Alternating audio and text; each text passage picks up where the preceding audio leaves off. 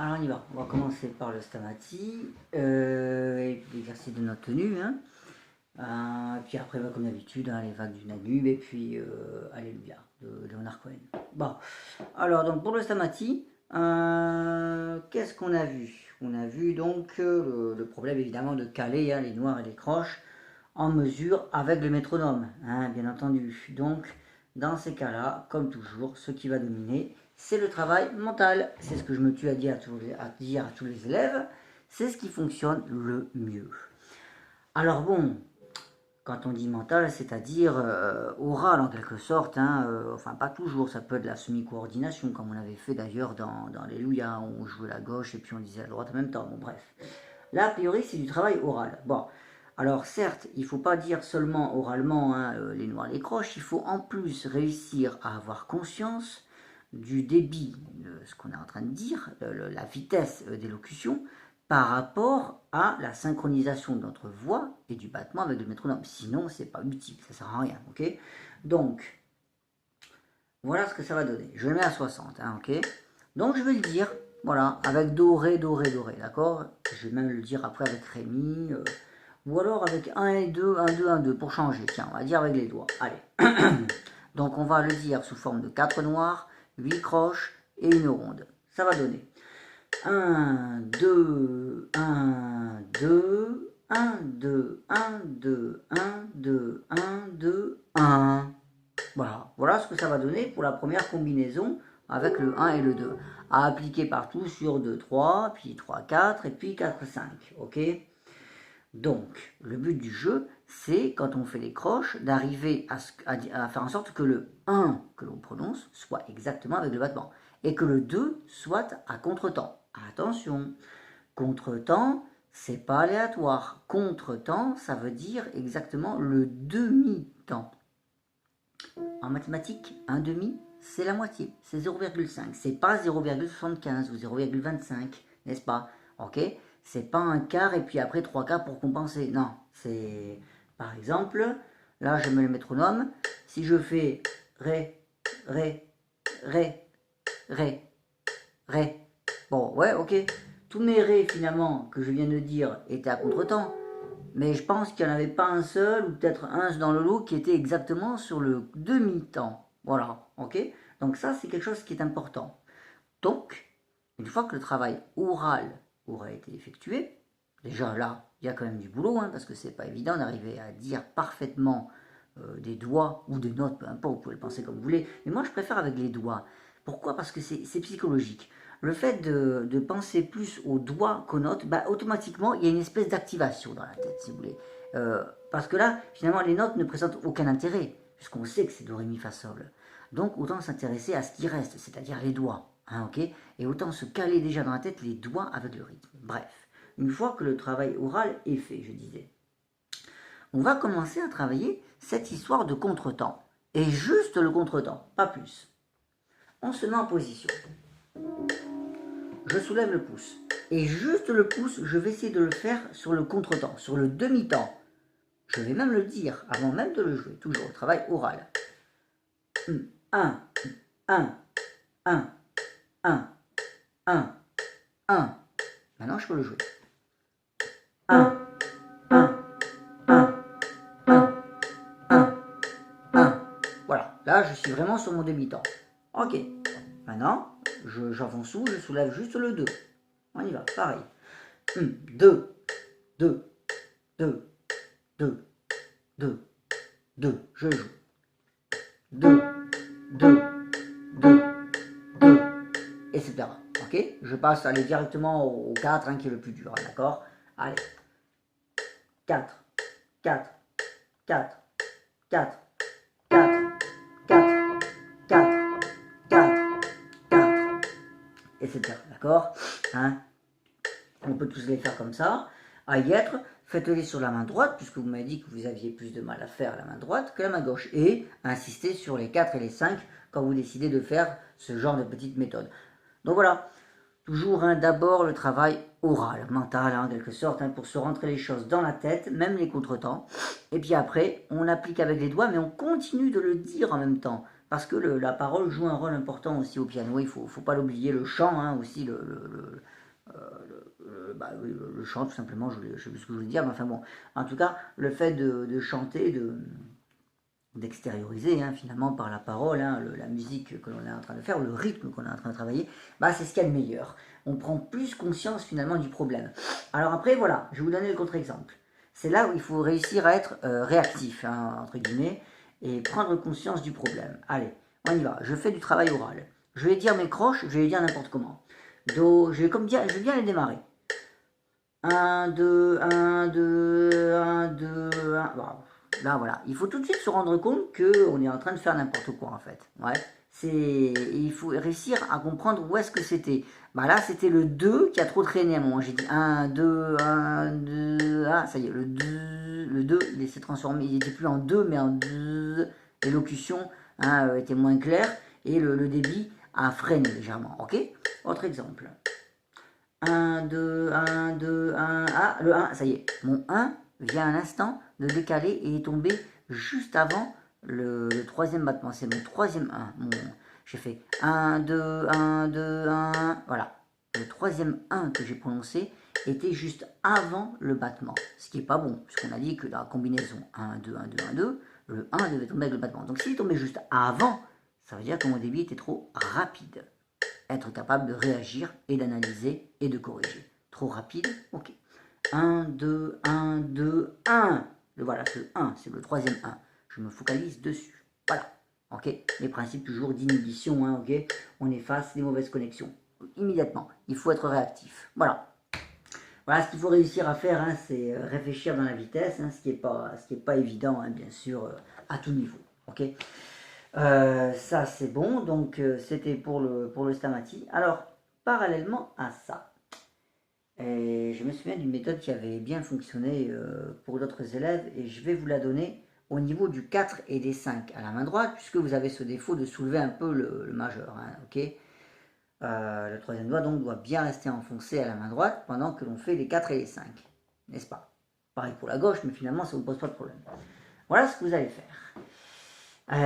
Vous allez tout simplement les travailler, ces 4 et ces 5, avec le métronome. Donc je vous montre l'exemple, ok. Si vraiment vous n'y arrivez pas, si vous y arrivez, bon ben tant mieux, hein, parce que parfois ça se débloque tout seul, parce que bon bah c'est la première fois que vous jouez avec le métronome aussi, donc je vous dis rien. Mais si vraiment le problème persiste, voilà ce que vous pouvez faire. Alors, je me mets donc en position, comme si j'allais jouer les 4 et les 5. Je vais les jouer tout bêtement avec le métronome en noir. Les noirs ne vous posent pas de problème. Voilà, X fois. Bon, là, normalement, vous ne devriez pas avoir de problème. Qu'est-ce que je fais? J'augmente le tempo. Allez, go. 70. Exactement pareil, que des noirs.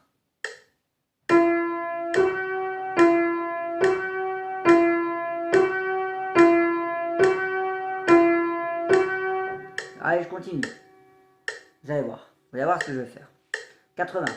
J'augmente de 10 en 10. Si vous voulez, vous augmentez de 15 en 15, de 5 en 5. Vous voyez en fonction de vos limites. Allez, c'est bon, ça fonctionne. 94.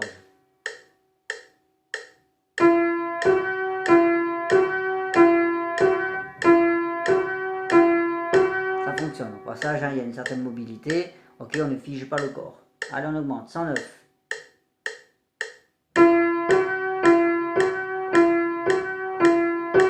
Allez, un petit dernier. 120.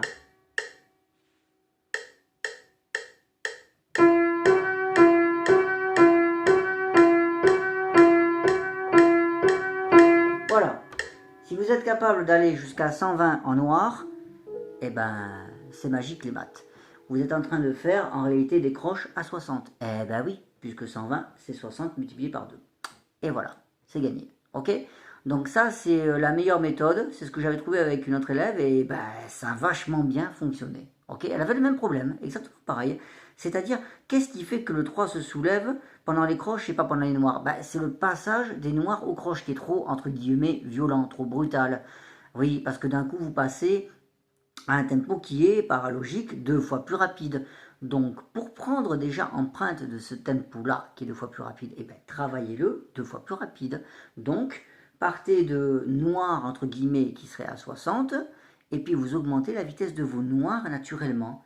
Voilà, jusqu'à arriver à 120, qui est exactement le double de 60. Si vous êtes capable de faire les 4 et les 5 en noir à 120 à la noire, alors vous êtes capable de faire les 4 et les 5 à 60 à la noire en croche. Voilà. Bon, j'espère que vous l'aurez compris, hein, mais voilà, ça me paraît pas mal ça, ok? Donc je vous laisse essayer ça. Bon, ok, ça c'est bon. Voilà pour les vagues du Danube. Bon, on n'était pas allé plus loin forcément à niveau interprétation, donc juste un mot de truc. Je me souviens que votre début, à chaque fois que je vous fais la réflexion, est un peu trop lent. Essayez d'y penser. Alors ça, vous voyez, pareil, le début, c'est mental, c'est pas physique, surtout pas. Parce que si le début est physique, c'est le hasard. Le début, c'est mental, dans le sens où c'est dans la tête, avant de démarrer, toujours. Exactement comme au sport d'ailleurs, hein. La représentation mentale du mouvement en action, hein. C'est pareil. C'est exactement pareil au piano. C'est-à-dire qu'on est là et on se dit dans la tête, ré, ré, ré, poum, poum, poum, ré, ré, ré, poum, poum, poum, ré, mi, ré, mi, ré, mi.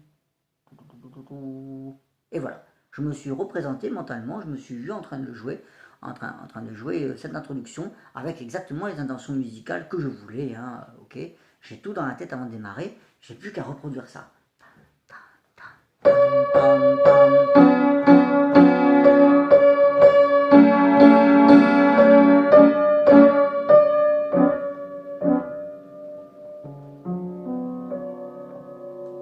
Gagné. Voilà. D'accord? Le tempo était bon, c'est gagné. Pourquoi? Parce que j'y ai pensé avant de démarrer. Ok? Donc, voilà, essayez, c'est un bon truc hein, aussi. D'accord? Ne démarrez pas au hasard parce que sinon, comme tous les élèves, vous allez démarrer trop timidement. Bah, c'est bien, mais on s'endort. Bon, voilà. Alors que vous êtes parfaitement capable de le faire plus rapide, puisque à chaque fois que je vous le demande, vous arrivez à le faire. Bon, bah, c'est la preuve que c'est possible. C'est juste dans la tête. Ok? Il faut essayer d'y penser avant. Donc, ça, d'accord. Ensuite, on avait beaucoup parlé finalement de la main gauche, du rôle de la main gauche, du rôle du toucher de la main gauche, du rôle, on pourrait même encore aller plus loin, plus dans les détails, de la variation de toucher qu'on a à la main gauche qui va influer, qui va aller de pair avec vos intentions musicales. Si vous voulez un son qui est très fluide, hein, très, comment dire, mélancolique, ou peu importe l'adjectif, vous n'avez pas intérêt à avoir un jeu trop sautillant, ou alors comme les chats, hein, comme ça, d'accord? Parce que sinon, c'est contre-productif, ça va à l'inverse de votre intention. Il faut que l'attitude physique s'adapte à ce que vous avez au préalable décidé. Bien que dans l'inspiration du moment, on sait que ça ne se passe pas comme ça. Mais c'est pas grave, là on essaie de travailler hein, théoriquement une interprétation pour la rendre assez professionnelle, on va dire. Hein. C'est juste pour donner un exemple, hein, on le sait, d'accord? Mais voilà, voilà ce à quoi on doit penser. Il faut que vos doigts s'adaptent au toucher, le toucher pardon, s'adapte à l'intention musicale que vous aurez décidé. Ok, donc là c'est très simple. Il faut comment dire, ce toucher, le considérer de deux façons. La première, je me mets sur Ré, Fado, Fado. Hein, ça peut être le cas pour n'importe quelle mesure de ce morceau, d'accord? Ok, bon, ce qui est sûr, c'est que le 5 est toujours tenu, c'est une blanche pointée. Et le Fado, Fado, soit on le pique, très bien, ça vous savez faire, soit au contraire, pour la même vitesse donnée, le même tempo, pam, pam, je peux soit le piquer, soit... Voilà ce qui se passe. Okay, je vais quand même une fois approcher la caméra pour vous montrer, parce que ça à chaque fois j'arrive pas à le mettre sous cet angle au cours. Voilà ce qui se passe quand je pique. Ah, ok, physiquement. Voilà ce qui se passe quand je lis. Vous voyez, l'attitude n'a plus rien à voir.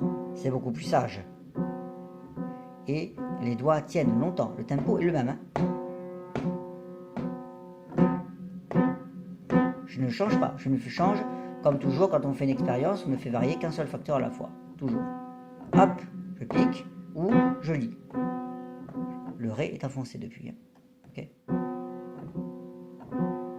Je lis le son, et j'égalise le son finalement, pour le rendre plus fluide. Et là, au contraire, hop, ça c'est ce que vous savez bien faire. Voilà, et là, hop. Allez, je me mets dans l'autre passage que vous connaissez juste après ici, Do, Ré, Mi, Fa, Sol.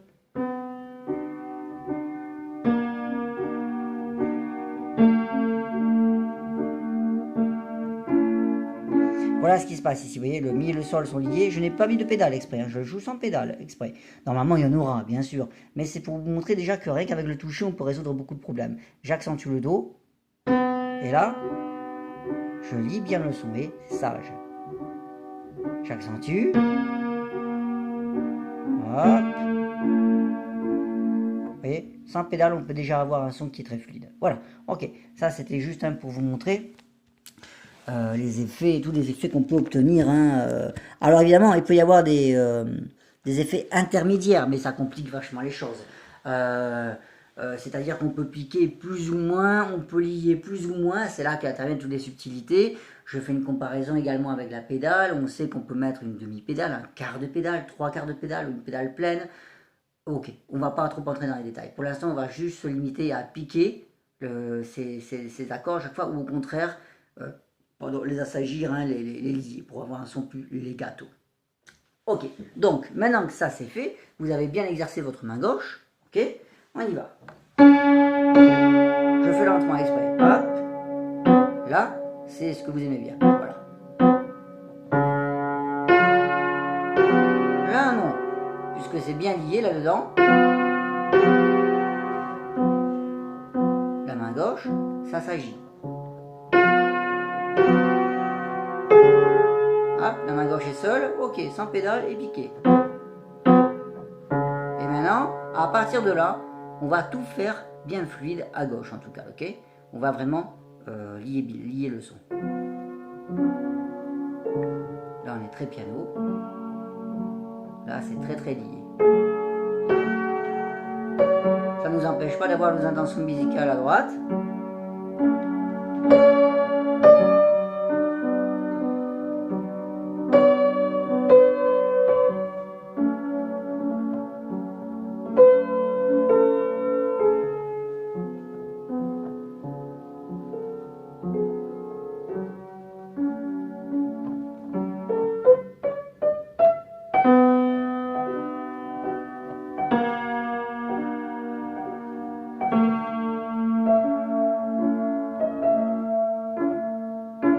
Voilà, là on a vraiment tout, ok. On a de temps en temps, juste à la fin, je me suis permis de repiquer un petit coup, histoire de redonner un petit peu de dynamisme, ok, d'accord.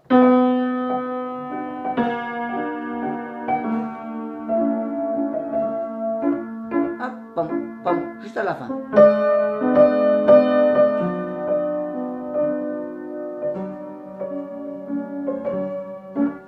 Hop, pareil, pom, pom, ici, ok. Mais tout le reste, le son est vraiment très fluide, donc, qui dit fluide dit se toucher, hein, comme ça, en essayant de pas trop remonter le doigt. Vous l'avez vu, hein, juste avant avec la caméra, le doigt ne remonte pas complètement en fait. Enfin, je vais pas le refaire, hein, ok, X fois, mais vous pouvez remettre, hein, la vidéo, d'accord. Donc voilà ce qu'on peut dire, hein. Essayez de bosser sur cette première page, essentiellement cette capacité de la main gauche, soit à sautiller, soit au contraire à ramper. Avec des enfants, on emploie toujours ces deux termes, mais c'est vrai que c'est très révélateur, c'est évocateur, même pour les adultes. Soit la sauterelle, hein, n'est-ce pas, soit le serpent, ok. Je crois que le serpent il peut se mettre debout aussi. Bon, alors on va oublier, ok. Mais en tout cas, on va dire voilà, que c'est un animal vraiment qui rampe, ou alors au contraire, hop, un qui sautille, n'est-ce pas. Voilà, ben, c'est tout à fait ça qu'il faut essayer de garder en vue. On rampe pour obtenir du legato, ok, de manière générale. Voilà, bref. Ok, ça c'est bon. Bon, alors l'autre, le Leonard Cohen. Alors, ce qu'on va faire, c'est qu'on va essayer de faire, comme on a fait, hein, au cours, c'est-à-dire bosser les mains séparées au métronome. Et en plus avec la pédale pour la main gauche. Allez, on a dit qu'on essaierait d'arriver jusqu'à 120, il me semble. Donc, voilà, là on a un 120. Bah, je vous conseille pas de mettre 120 directement, bien évidemment. Hein, ok, d'ailleurs, c'est pas ce que je vais faire exprès, d'accord. Parce que sinon, vous risquez de copier la même chose. Je mets 90, d'accord. On va y aller en plusieurs fois.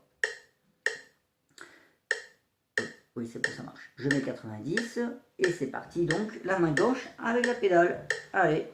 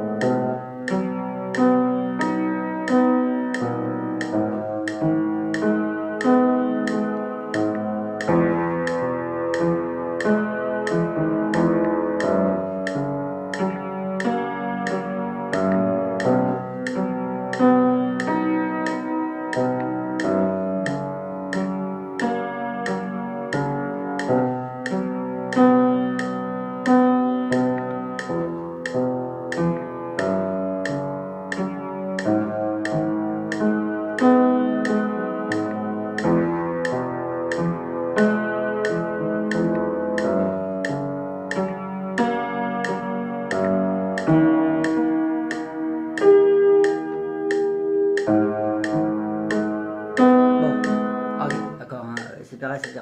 Voilà, voilà ce que ça donne donc à 90. Ok, on va dire que j'ai validé, c'est bon, poum, allez, hop, 110. Voilà, il faut toujours augmenter hein, raisonnablement, pas tout de suite à 120. Ok, on y va en plusieurs fois. Ok, c'est reparti. C'est bon, on y va.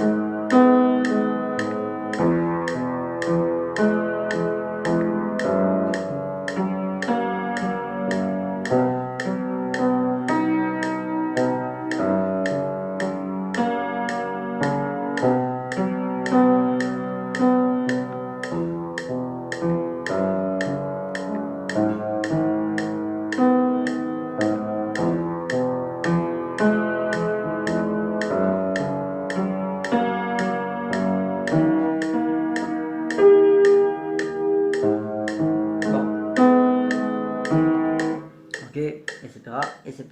Ok, on va dire que c'est bon et hop, on y vient 120. Voilà.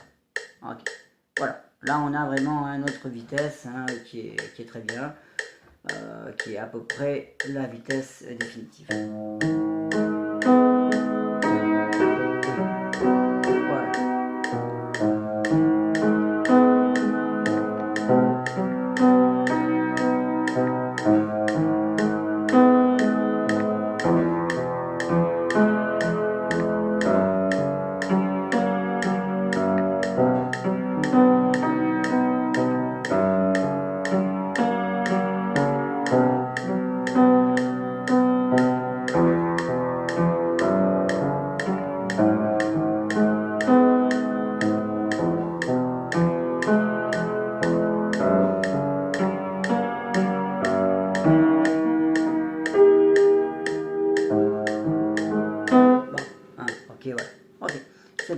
Là, on est arrivé à 120.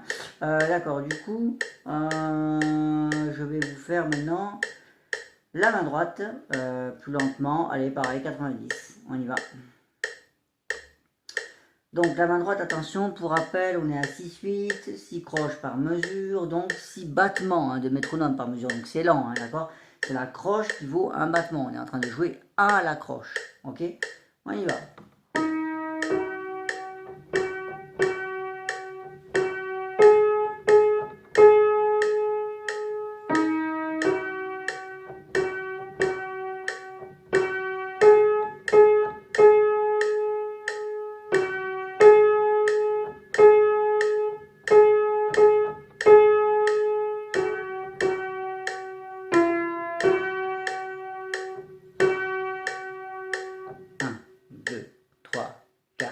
5.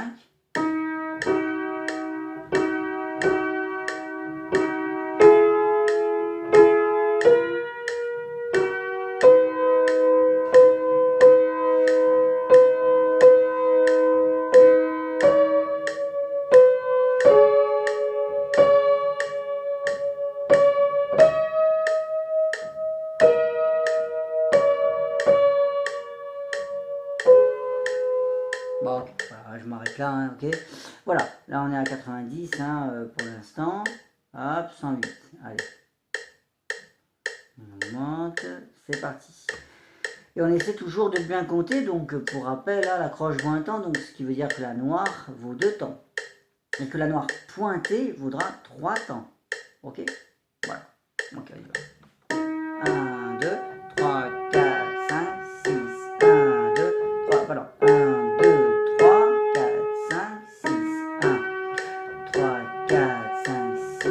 1, 2, 3, 4, 5, 6. 1, 2, 3, 4, 5, 6. 1, 3, 4, 5, 6.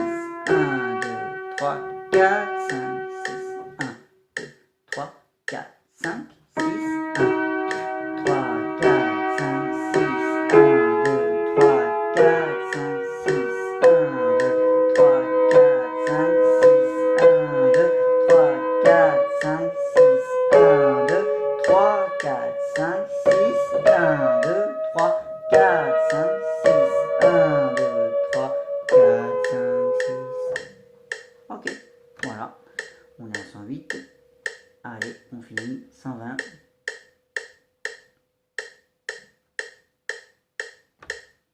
Voilà, vous voyez, au moins je vous donne la méthode hein, vraiment pour bosser. Après, hein, à vous d'essayer tout ça. Voilà, 120. 6, 6, 1, 2, 3, 4, 5, 6, 1, 2, 3, 4, 5, 6, 1, 2, 3, 4, 5, 6, 1, 2, 3, 4, 5, 1, 2, 3, 4, 5, 6, 1, 2, 3, 4, 5, 6, 1, 2, 3, 4, 5, 6, 1, 2, 3, 4, 5, 6, 1, 2, 3, 4, 5, 6, 1. Et voilà, nous avons nos mains séparées à 120. Hop, boum, on bascule à 60. Et là donc, on va essayer, hop, les mains ensemble. Good luck. On y va. Donc là évidemment c'est beaucoup plus dur, hein, ok. Donc bon, vous faites un essai, ok. Placez-vous directement dans la mesure où il va y avoir les deux mains. Pas la peine de jouer le reste, c'est inutile. Avec la pédale, c'est encore mieux.